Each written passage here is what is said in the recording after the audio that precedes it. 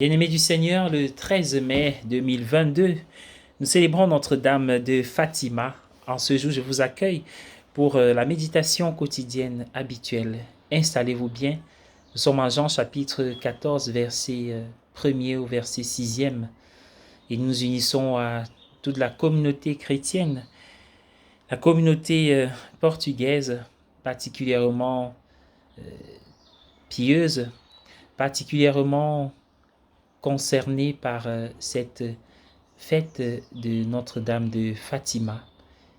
Et nous qui sommes les fils de prédilection, fils et filles de prédilection de la Vierge Marie en tant que baptisés, nous avons été remis à Marie par le Père, par Jésus sur la croix, quand il confiait sa mère à Jean.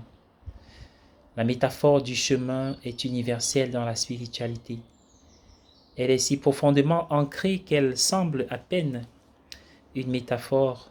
La métaphore s'étend facilement à l'escalade et nous donne les titres de nombreux classiques. La montée du Carmel, Saint Jean de la Croix, l'échelle de la perfection, Walter Hilton, une échelle à 4 barreaux, la traduction du XVe siècle d'un livre de Guy Godeux, etc. Dans ce passage, Jésus parle d'un lieu. Il s'agit là aussi d'une métaphore, bien sûr. La vie éternelle n'a pas de lieu géographique. Il a également parlé du chemin, la voie dans ce passage. Vous connaissez le chemin vers Dieu, mais le lieu est une métaphore que nous ne devons pas passer sous silence.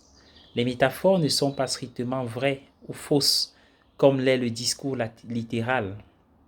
C'est pourquoi elles ne s'excluent pas l'une l'autre, comme le montre la façon dont Jésus en utilise deux, apparemment opposés dans la même phrase.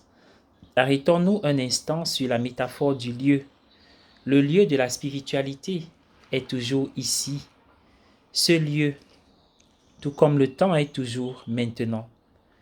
Ne sommes-nous pas déjà ici et maintenant? Oui et non. Physiquement, je suis toujours ici. Et le temps est toujours maintenant. Mais à tous les autres égards, je peux être tout aussi simplement absent. Sous cet angle, le développement spirituel ressemble moins à un voyage qu'au réveil d'un rêve. Dans le rêve, vous êtes à Londres ou à Paris. Mais pour revenir à la réalité, vous n'avez pas besoin de réserver un vol. Vous n'avez pas besoin de voyager du tout.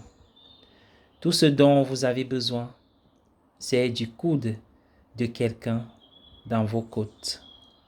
Une ancienne traduction disait « Dans la maison de mon père, il y a plusieurs demeures ».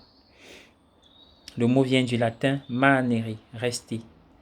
Le terme manoir désigne un endroit où l'on reste et où l'on ne bouge pas.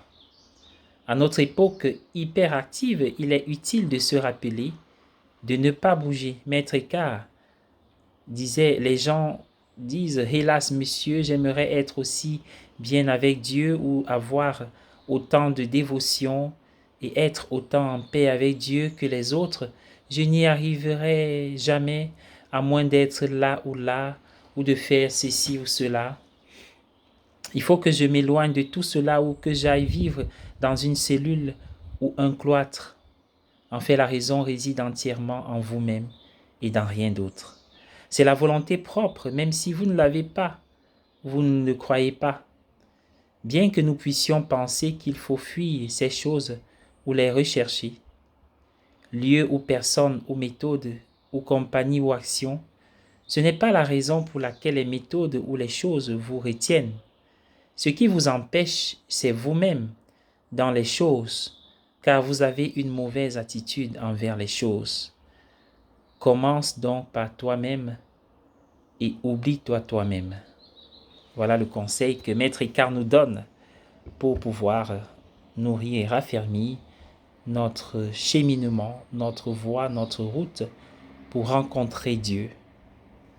Bonne journée à tous, soyez bénis. Nous pouvons ensemble dire le Je vous salue Marie.